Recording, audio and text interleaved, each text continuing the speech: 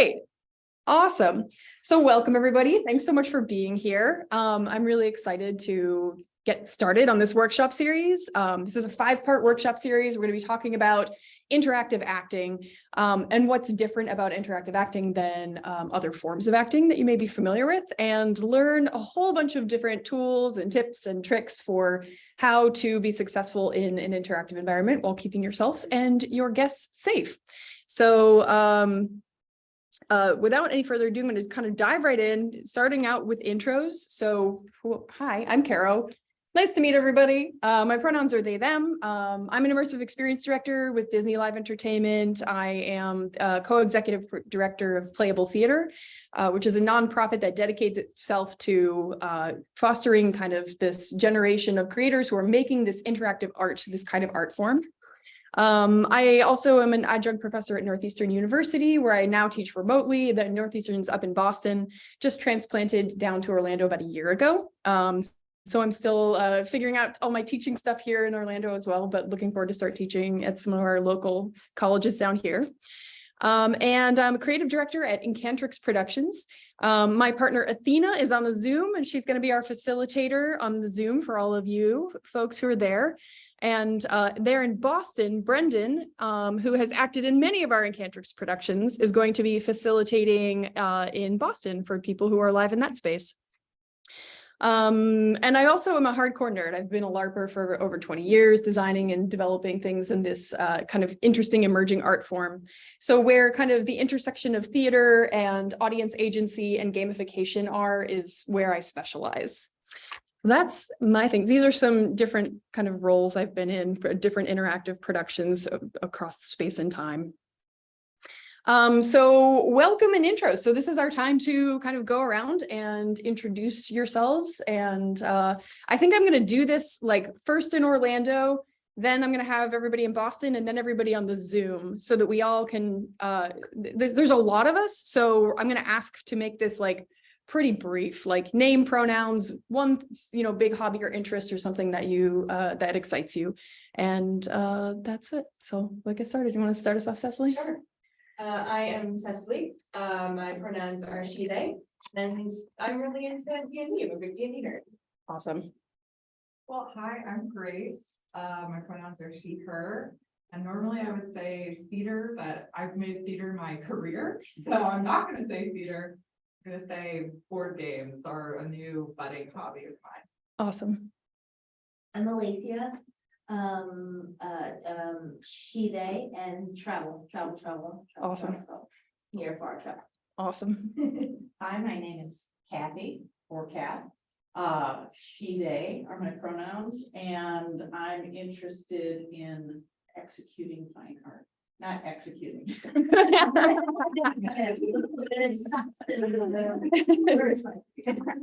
Hello, I'm Elise, she, her, and my current hobby is Asian soap operas. All right, over to you in Boston, Brendan. All right, we're a little far away, so we'll see how it goes. I'm Brendan, he, him. An interest of mine is text-based games like MUDs. Y'all might want to come a little closer. Just so they can hear you. That's good facilitation right there. All right, go ahead. My name is Z, like the letter that comes after Y. And I like taking bubbles around and entertaining children with bubbles. I'm Jenny. My pronouns are whatever you want them to be. Gender is construct. My hobby is teaching complex statistics to people who don't want to learn about it. Thanks for that. I'm Reese, he, him. Very hobby friend. If I can pick one, let's stick with learning. I'm Jessie. My pronouns are she and they, and I have a hobby of construction projects. DIY construction. I could use your help. I'm Marley. My pronouns are she and her, and I'm a swim dancer. Hi, I'm Tian, she, her, and my hobby / interest is pets, animals of all sorts of that type of stuff. I just had a Zoom at home. Good. We're Awesome. swing dancing too. Over to Athena. So I'm going to ask Athena to call on people in the Zoom. Yeah, I'm gonna do that. Also, as I do so, I'm gonna assign y'all a number, which is gonna make things easier later today. So if you have the ability to change your name on your thing and just put the number I give to you to that, that would be great, because later when we have to do group things, it'll be handy for you to have a number that people can see. So I'm Athena. My pronouns are she, they. Let's see, current hobby. I love fiber arts, everything from costuming to embroidery. It's fabric and I can manipulate it. It's fun.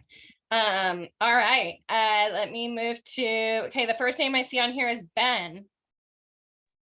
Hi, my name is Ben Sherman. Pronouns are he, him. A hobby of mine is alpine climbing. Nice. All right. So Ben, you're going to be number 1. Next I have Jessica, will be number 2.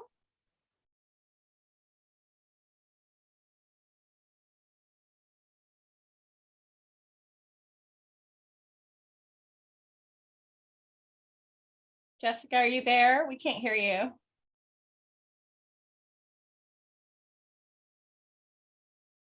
Oh, I see you talking.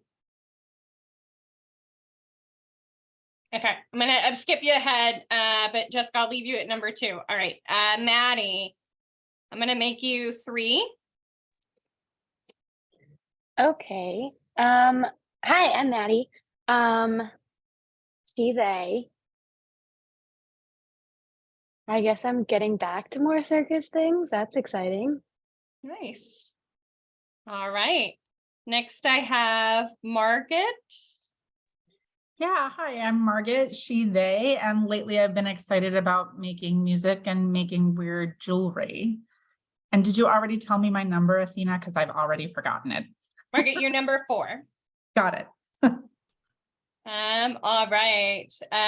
See, next down my list. See, I have Leilani.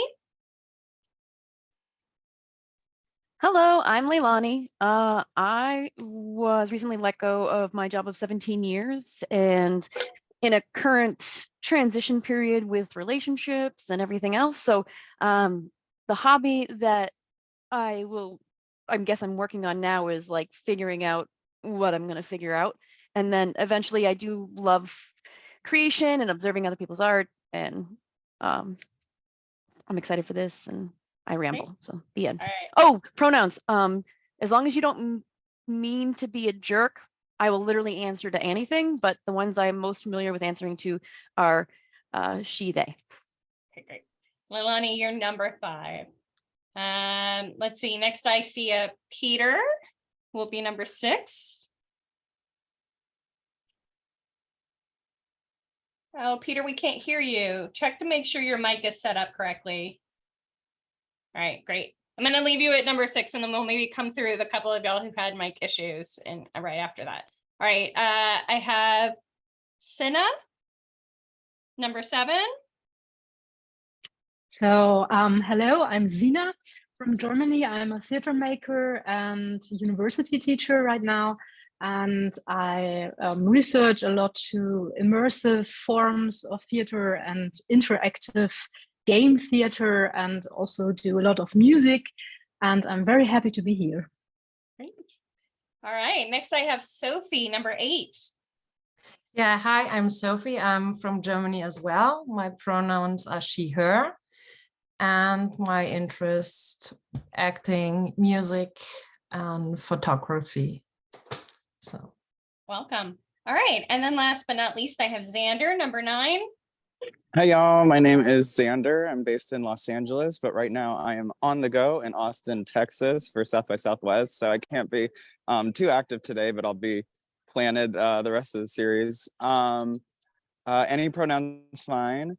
And an interest of mine is costume design, but I'm not crafty whatsoever with my crafting abilities. So I would say my hobby is thrift shopping to compensate. Love it. That's great. All right, that's all my online crew. Caro, back to you. Awesome. Thank you so much, everybody. We have a couple more people who joined us here in Orlando. So name, pronouns, and one hobby or interest. Krista, she, and work 40 years in theme park. Nathan, he, and I love to play percussion in a fire team band. Awesome. Awesome. Excellent. Well, thank you, everybody. So we're going to kind of dive in and learn some of these different immersive concepts. Then we're going to be moving into a workshop, we'll do a little bio break, and then we'll move into our kind of workshop exercises. So forgive the lecture format, but I promise this will get interactive and hands-on very soon.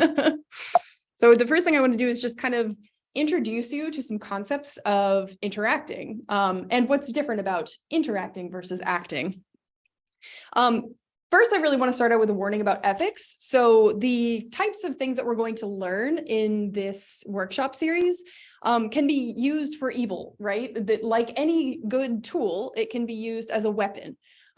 So my advisement is to you to never use these tools outside of an environment in which you have total and complete consent, right? Where people know that you're playing, that they know they have consented to be playing, that you're not using these things to manipulate people's thoughts or feelings in any way that is going to be self-promoting or gain something that you should not be gaining. The intention here really is to create benefit, to create connection, to create things that are going to bring abundance and life and happiness to all people, not for self-serving, hateful, or controlling purposes. So that is my warning and plea to all beings to please be kind using these things. So first I want to talk a little bit about the framework of interactive performance. So what is a story? A story is setting and characters and relationships, and that's all you really need to have a story, because the events, the plot, the events and conflicts will come out of having a really robust and well-developed setting, having really robust and well-developed characters, and having really robust and well-developed relationships.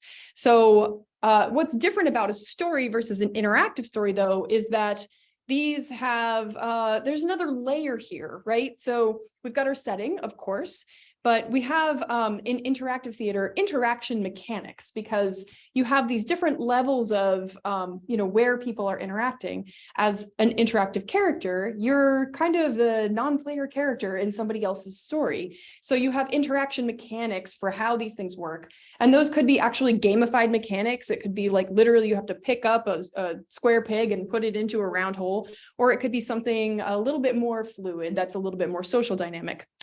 You also have characters who are sculpted a little bit differently, because the idea here isn't that all the story elements are going to come together and fit. You have to have characters with space that is developed in them. They have to have these needs, unfulfilled needs, that the audience is going to be able to provide the answers that you're seeking to progress the story forward. And of course, relationships, and we layer those relationships onto that story. So this is kind of my thinking broadly about the taxonomy of interactive and immersive arts. So on this one axis, you see the kind of transportative physical environment. So we're talking about like the level of actual physical set design and immersion. And then on the other axis, you can see it's audience participant agency. So over here, we're more of an audience. At the end of the spectrum, we're actually a participant, to the point where sometimes you might not even have, like, some people may be entirely making stories up themselves. You might not have any facilitator. You might not have any other structures that are needed if the story is designed that way. The participants might be the entire part of it. There might be no audience element at all. So I started thinking about this in terms of these kinds of axes. And then I realized that we're kind of missing another axis here, which is really this gamification part of it. So gamification is one of those ways that we start to think about and develop our interaction mechanics. So when we add gamification into the mix here, then we start to have a little bit more of a 3D picture, right? Where now we're seeing that there are a spectrum of different ideas that can take place in this kind of 3D sculpted area that includes interactive theater, it includes LARP, and we can include escape rooms this way as well, where more and more escape rooms are starting to have like a live actor in their experience that is facilitating the experience and being an NPC and providing a lot of the interest and benefit that's happening here. So I want to talk about the pillars of interactive performance, because these are really the fundamentals. It always comes back to this. And this is developed by the wonderful Jennifer Bascom, who some of you may know. Jennifer Bascom is a coworker of mine. She's absolutely amazing. So the 3 pillars of interactive are that it's, number one, it's guest-centered. As an actor, it's not about you. It's about getting the participant to live a life that they never would have had the opportunity to live otherwise. It's also about genuine and authentic connection. Like at the end of the day, if you're not doing anything else and you're genuinely connecting with another person, you're succeeding in this kind of work.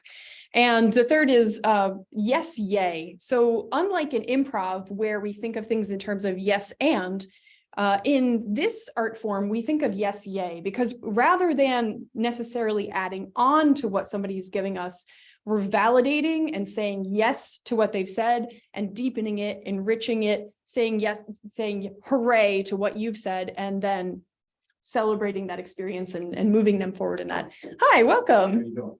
Excellent. How are you? Good. Sorry for the time. No worries. If you'd like to grab a name tag, then feel free. I'm just going to keep blathering on, but and so it's really important that we get investment before we can have immersion. And this is about kind of what we're talking about with permission, right? Audiences need permission to play. So if you don't have participants playing with you, there's no point. Like the type of theater that we're talking about is participant focused. And so you might be successfully acting, but you're not successfully interacting. So it's all about making sure that we've included the participants, the guests. So that brings us to kind of some of our audience categories. So we think about audiences in different sorts of like levels and layers of how they might interact with an experience like this. So in your kind of category 0, you've got sunbathers, right? They might not know what's going on, or they're just there to be entertained. Maybe they just want to have a drink and they want to watch the show. They don't even realize that this is a participatory art form. They thought they were showing up to, you know, an environmental theater where they were going to be immersed in the environment, but not necessarily asked to interact. So they may just have no idea what's going on. Waiters. So these are people who are kind of curious. They want to participate, but they don't know how necessarily. They might not feel they have the permission, or they might not have the language or the tools to be able to find a way to interact. But they're curious and they would like an in. And you've got the swimmers. These people, they play. They know how to play. You interact with them, they interact back. They give you stuff. They often make really great scene partners. They're willing to like really get in the water and just splash around and play with you. And then the divers, we don't even worry about them, right? They come in with their own stories. They're telling us exactly who they are. They've got story for us, in fact, right? Like we're not really worried about like engaging these people. They're already going to be engaged just by the nature of the way that they play with us. They're already immersed. They're already in it with us. So, you know, as an interactor, your goal is to kind of try to move people slowly down these categories, right? You probably never going to get a sunbather to be a diver. You might, that might happen, but we want to create a space that is giving this permission to people so that a sunbather start wading, or that a waiter might start swimming, or that a swimmer might start diving. So our goal is always to just kind of like get people to that next level of permission and interaction. When you have this happening, when you have people if you have a big pool full of people who are all swimming, that we call herd competency, because the next person who comes up isn't work, you know, they're not confused about what's going on. They're like, oh, this is a pool party. We're swimming. Okay, got it. And they get right in, and it's easy for them to do so because everybody's swimming and they can see how it's done. But if everybody's kind of sunbathing, it's like, oh, are we not allowed to swim in this pool? What's wrong here? Am I weird for wanting to swim? Is that okay? So really, we want people to play with us. So the more that we can kind of like bring people into these different categories, the easier it's going to be for everybody to feel that permission. So the design of interactive shows is, I think, really important to understanding, like fundamentally, how, like the structure helps you understand the high level of what's going on, and that helps you understand your role. So step one in designing any interactive show is you're going to create the setting. Sometimes that setting's created for you, right? We're doing a magic school show. Everyone doesn't know what that is, wink, wink, but you know, everyone has familiarity with that kind of setting. And so they have scaffolding, they're able to kind of like get immersed in the world. They know what it is. Then you create this, what I call the game matrix, which is some of these structured outcomes, right? How the flow of things are going to work and what interaction mechanics you're going to have available for people to engage with, and then how those outcomes come out of those interactions, right? Step 3 is then you create those characters, and those characters have unfulfilled needs. They're the non-player characters or NPCs in the story. Having those unfulfilled needs is really important because those are the spaces in which the players are going to fill in and make things move. Step 4, you create some relationship dynamics so that you have depth and richness to your story, because people can tell if they start interacting with a character and you have no relationships and no history and no backstory, it feels paper thin, right? And it feels unrealistic. So creating relationships is one of the fastest way to add dynamicism to your stage so that you have some robustness to your world. And then step 5 is this ability called steering. So this term was developed in 2014, and steering is all about being able to guide people in the right direction of where they need to go without making them feel as though it's not their choice and not their agency. So steering is an important ability to develop, and it's something that happens, like, quite frankly, over time. It just takes time to develop this ability. It's not going to be, you're not going to be perfect at it right away. And that's okay. There's other ways that we can start to develop this part of our cognition, but it's not intuitive right away. So talking about that mental model and how we develop the cognition to do this, there's this idea when we're doing this steering, this sort of like diegetic as well as non-diegetic parts of self that you have to maintain at the same time, is something called bisociation or dual consciousness.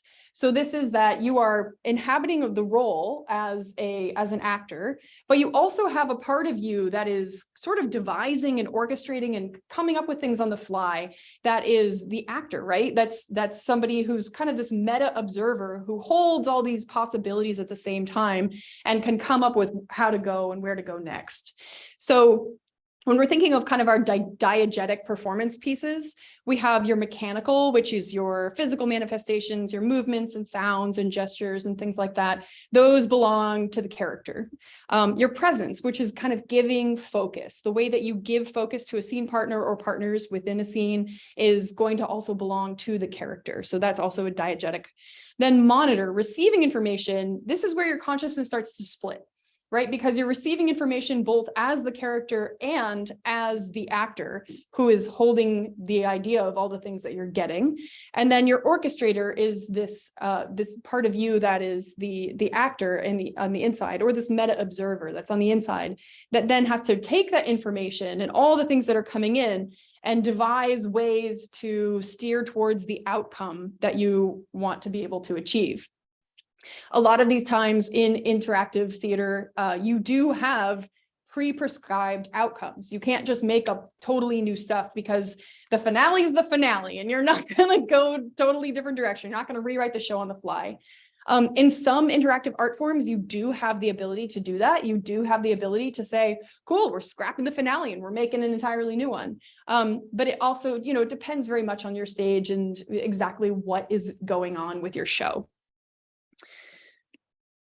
So interactive characters, I think I've talked about this a little bit so far, but interactive characters are different from characters in a play or a movie or things like that. And I like to say that they have heart-shaped holes. And those heart-shaped holes are needs. And those needs are things that only the participants can help them fulfill. So we must authentically connect with the participants to get those needs met. That's the idea behind any really good interactive character. So in later sessions, we're going to be getting into much more depth about character and building character. But for now, I'm going to have us look at these character archetype worksheets. So for those of you who are on the Zoom, there's a little bit.ly there that has PDF versions of all these different things. And I invite you, I'm just going to spread these out on a table, and I invite everybody to find an archetype that calls out to you. There's an archetype and a need that I've already assigned to the character. And I'm just going to put these out on the table and everyone can find one that calls to you. We're going to be using these throughout the workshop series. So, make sure it's a need and an archetype that you feel you can resonate with over time. So many of these. I got like 27 of them. So. Wow, it's not just those three, is that correct? No, there's tons. Oh, no. Gosh, there's 27. And for those of you who are fans of the Enneagram, these are based on the Enneagram archetype. Give me that 3. Well, the 3's in there. Oh. That's one of the 3s. Too real. Yeah, I can't be myself here. So many. There's so many. Some said that we, over time, that we're gonna. Yeah, we're gonna develop these characters throughout the process of the workshop series. So, Choose one, yeah. just you feel that you can sink your teeth into. It doesn't have to be someone who is similar to you. It can be someone who's totally different. But it'll help to have things that are a little bit robust that you can get into. There's a lot of. That's all right. Take your time. Depending on the story, it depends on what I would choose, but we don't know the story. Exactly. We don't know the story yet. We're going to create that together. All of that's going to be created together. Who do you want to be in the story of? Achiever, awesome. I don't know what life's really gonna be, but. I think this one's a 3. Is this one a 3? Yeah. 3 is the achiever. Absolutely. That's like the classic 3, the solid 3. Where's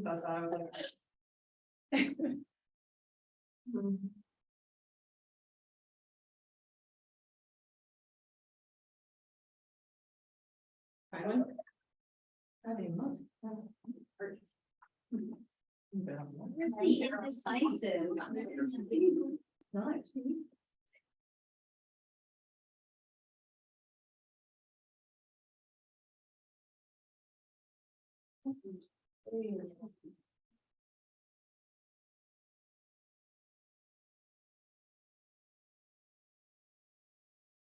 So for those of you who are online, just go to that link and you're going to choose a character sheet. And we're going to be developing that character over the course of the courses, right? Slowly building them. Yeah. So just grab anyone that looks interesting to you and just pull that PDF down on your computer, and then you'll be adding to it as we go along.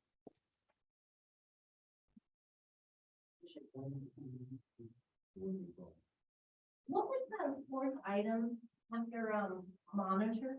It was like a mechanical. Oh, orchestrator. It's like what I knew there was another. I was doing bullet points and then it changed. Thank you. I can go back if you want No, to. sure. If you don't mind for a second. No problem.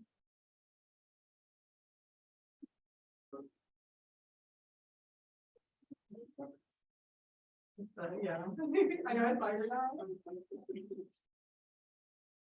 Big Totoro energy here in Orlando. Totally.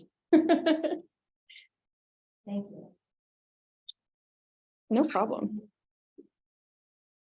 Okay, so now everybody has a character archetype and a need. So those character archetypes are just those unfulfilled needs. We're going to use that to kind of build and structure these characters over time.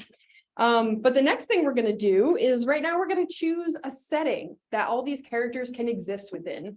It's helpful if this is a setting that is familiar to everybody, but not necessarily like, something that's IP infringement, but that we can say, we're all at magic school or on a spaceship or in a fantasy adventure or in a steampunk wild.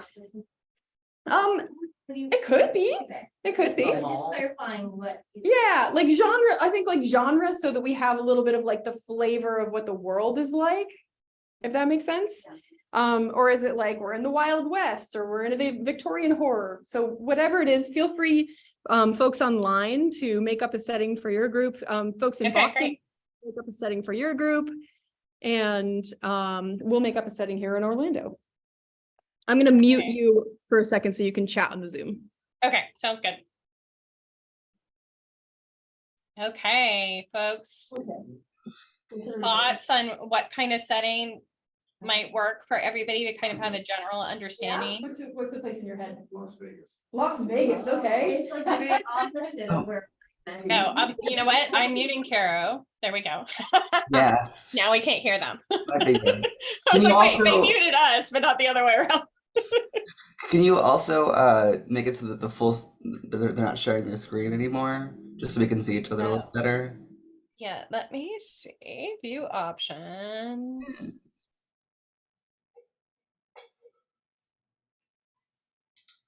I know. So maybe you can move the line from so that your Oh yeah. window is Does bigger. that fix it? I'll just do that on my end. It's like Oh, okay, got it. Okay. That is much better. Thank you. Cool. So- All right. Athena, I'm gonna turn the volume down on this side so that we're not. Yeah. So if you guys, Overhearing. if you mute yourself, and I'll mute you on this side. Yeah, and just let us know when we're coming back together. We've got our character archetypes, we've got a theme picked out. Are we supposed to be doing anything else right now? So that's it. Just your group needs to pick out a theme together. Okay. All right, Yep. cool. Okay. Great. Okay. Online crew. Any thoughts, votes on a setting genre to work our characters within? So just a little question. So we need a world for all of us. So we choose one world and all of our characters will live in the same world. So it's not an Exactly. individual. So this whole online Okay. crew is going to be living in this one genre world. And then you're each going to be building your characters as we go through this based on that genre world with each other too, right? So over time we'll be developing relationships, etc. So any thoughts there on what genre we might want to pick, or should I just pick Yeah. one? I mean, I should probably go with something like we're all kind of familiar with, maybe. I don't know how much time we have left, but Ooh, Maybe extra something where or it's dream. easy to come up with ways where we're all at odds. Like we all have the goal of throwing a dinner party. So we're all at somebody's house imagining this dinner party we're gonna do next weekend. yeah, I Mm. mean, I feel like our characters should have like distinctly different views. That way, it's not like the same experience no matter what you choose. But I do like the idea of like a dinner party. That sounds like fun. Like maybe it can be like a murder mystery. You know, like how in murder mystery parties, like theoretically everyone's goal is to solve the mystery, but like realistically, like some people are there to like get the money or something, and like Okay, so maybe it's right. So let's think about something where people would be having dinner parties. Right. So do we want to do some kind of like Downtown Abbey type environment world? Yeah. Upstairs, All right, so- downstairs, social thing. Once you guys have your setting, start to come up with roles. You're going to come up with just the role based on those needs and that setting that you come up with. You're going to have a role within this universe. Okay. It could be an occupation. It could just be something that defines your day-to-day activities. But having that role is going to help us build that character. It's the only thing you're going to fill up. Okay, great. So I'm going to just type it in the chat. So our world Mm-hmm. is like Downton Abbey, turn of the century, high/low society.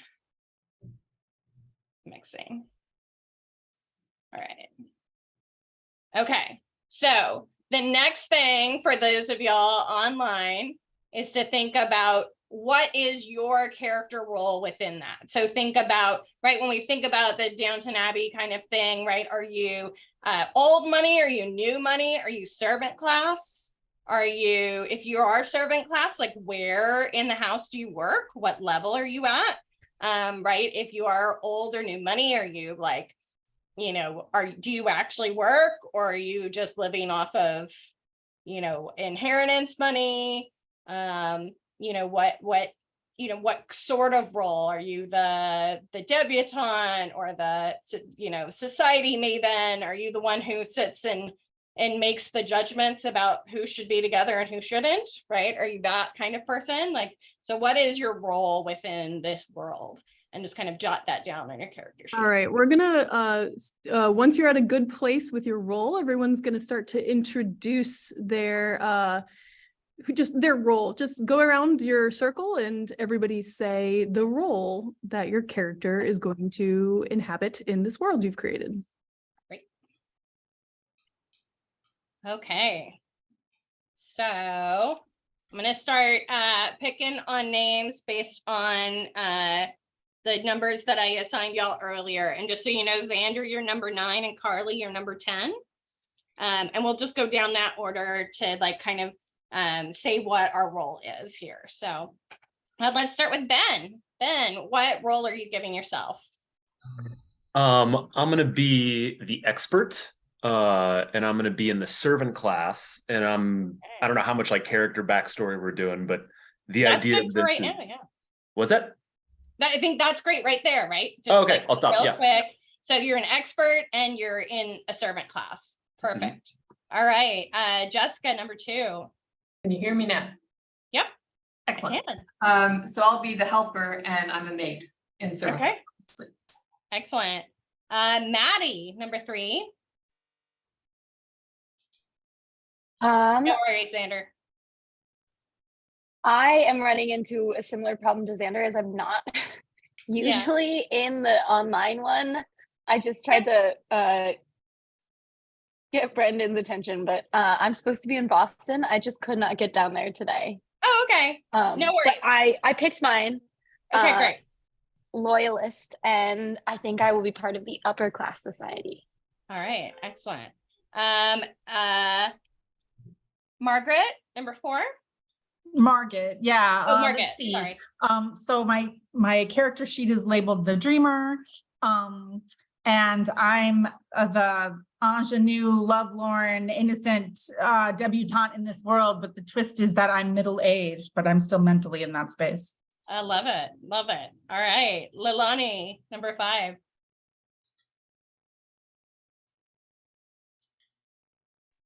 There we go. I am working on a much smaller screen than I'm used to, so I haven't picked a person yet, but I'm sorry. You want us to come back around to you? Yeah, we can do that. Okay. I'm the Yeah. person who always orders last. Okay. That's a great role, right? All right, Peter, number 6. Yeah, sure. I chose the Guardian, and I think I'll be like the father figure of the house. Oh, you know? I like it. Nice. That's great. All right, Zena, number 7. I'm the role is the diplomat, and I think I'm an aristocratic lady, middle-aged, yes, so high society. Excellent. Sophie, number 8. Yes, I also picked the Dreamer. I hope it's okay. Yeah.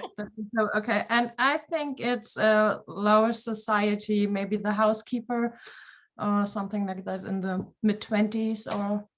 I love that. That's a good mix of role and character there to play with some fun things there. All right, Xander is just observing today. Carly, did you come up with a role? I also picked the Loyalist. I can pick a different one if we want to be like. I think if we have like that, and then as long as your role isn't exactly the same, right? I think that gives us some interesting seeing how dynamics can change, right? Yeah. Depending on how- So pick a Loyalist, and I think since their objective is they want to be safe, it would be the Butler. Okay. Great, love it. All right, awesome. So we have roles and we have characters started, and then we will wait on Caro to give us next steps in our process. Let me. Oh, that's not what I wanted.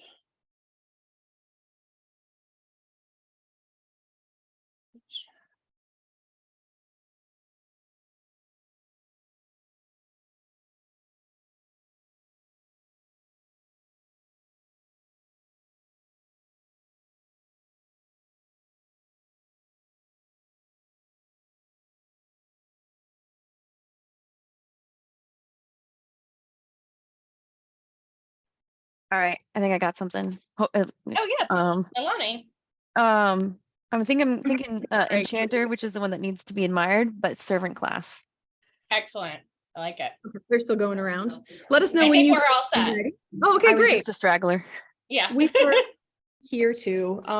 So here in Orlando, we have created a hotel, like a glam Vegas hotel called the Cosmopolitan, which is a sometime home to a Zen retreat, but the Zen retreat got derailed by some missed flights. And so we're here on the Vegas Strip. That's our setting here, and we've got a whole host of different characters here in this setting. What's your setting online? So here online, we are in a very nice turn of the century upper class household, a la Downton Abbey, with a number of characters and roles within both the upper and servant class.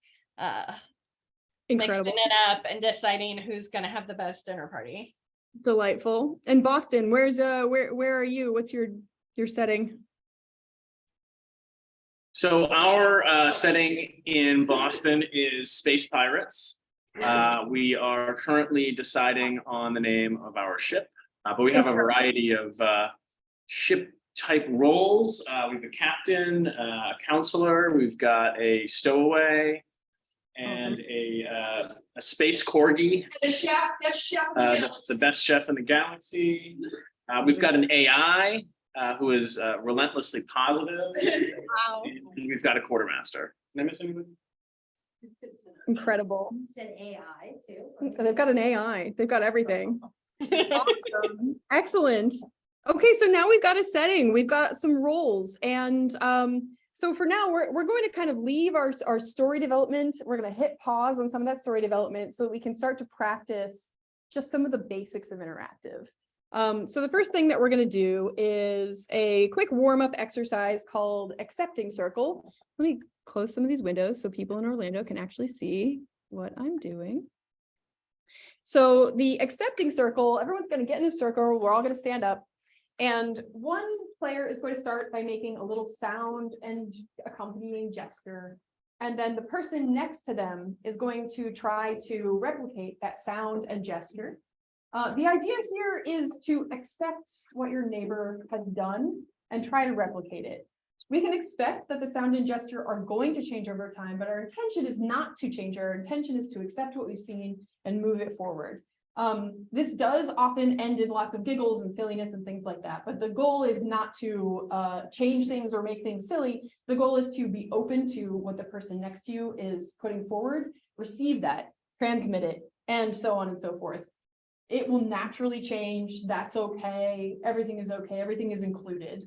But don't intentionally change the gesture to be funny. The goal here is not to be funny. The goal is to receive information and then transmit that information. Zoom players, this is why you've numbered yourselves. So you're going to be doing it that way. I'm going to mute you all on my side on Zoom, and in Boston, feel free to get started whenever you want.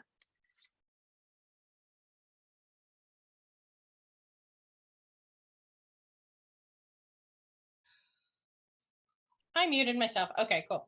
All right. So I am now unmuted. All right. So everybody has their numbers. So we're going to go around that number. We will, I think, Xander, we might need to skip Xander and Maddie, it sounds like. Yeah, I don't have the ability to close the presentation. But when you talk, it should pop you to the front of everybody's view. Hopefully, usually that's the way it works. And then you can also pull open that window where you can see everybody's faces. You can stretch it out so it kind of covers over the background talking. So, all right. So based on our number scheme here, Ben should be our first up. So it will be Ben, and Ben will be passing to Jessica. So if y'all want to get us started. Gesture and a sound. Yeah.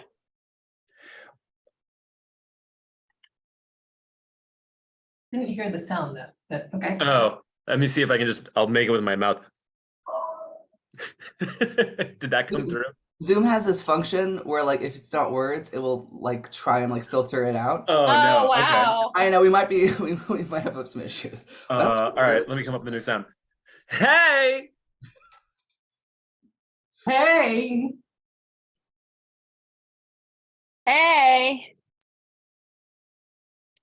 Hey. Hey. Hey.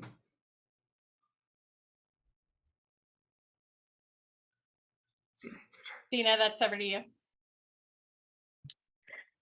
Hey.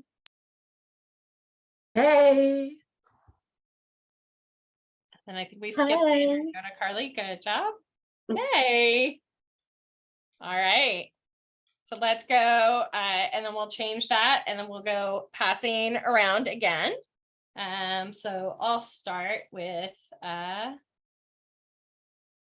Chug Chug.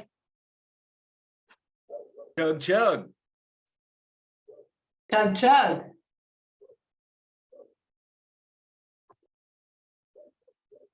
Chug chug. Oh. Chug chug. Chug chug. Chug chug. Chug chug. Chug chug. All right. Jessica, why don't you start us this round?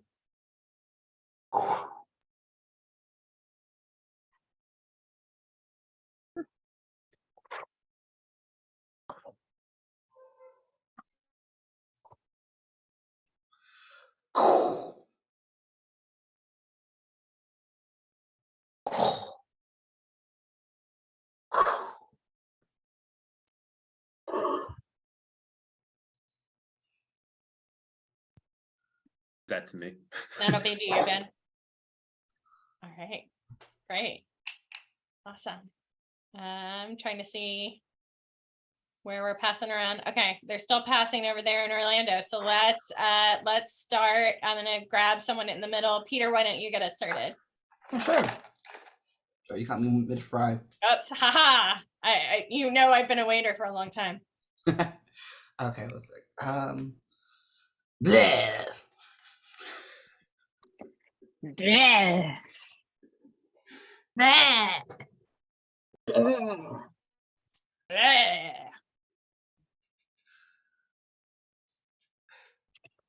I'm sorry, I missed that entirely. I had to walk away. Yeah. Please skip me.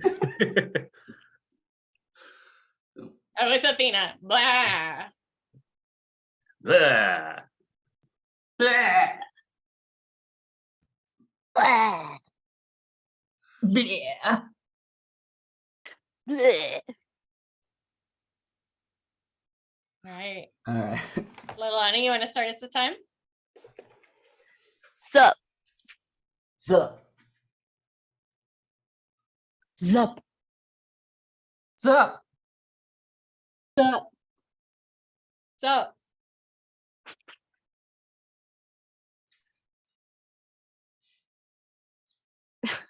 Ben, that's I up to you. apologize. Please skip me the next couple too. Okay, sorry. Sup. Yeah. Sup. Sup. Sup. All right. Sophie, why don't you get us started? Cuckoo.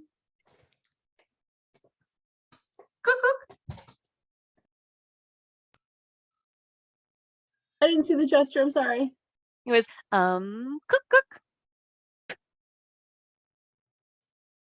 I think you froze. I'm really sorry. I can't see the gesture. I repeat, so it's okay. So feel free whenever y'all are at a good spot. We're gonna start to move on to our next exercise. Okay, I think we're good.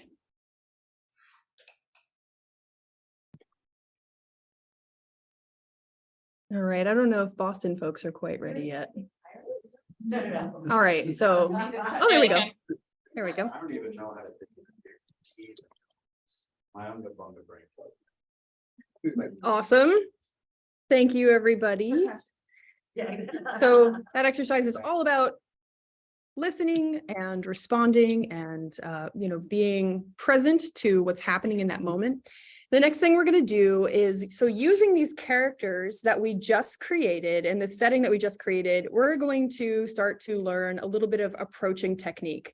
So this is a crash course, a 101 in interactive technique.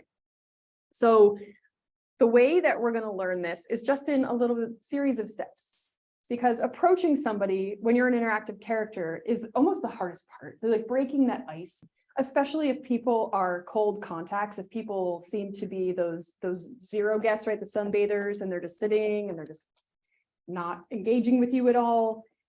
It can be really hard to know how to start to break that ice and get into a conversation with somebody. So these are some conversational techniques to help you break that ice and start to warm somebody up to what you want.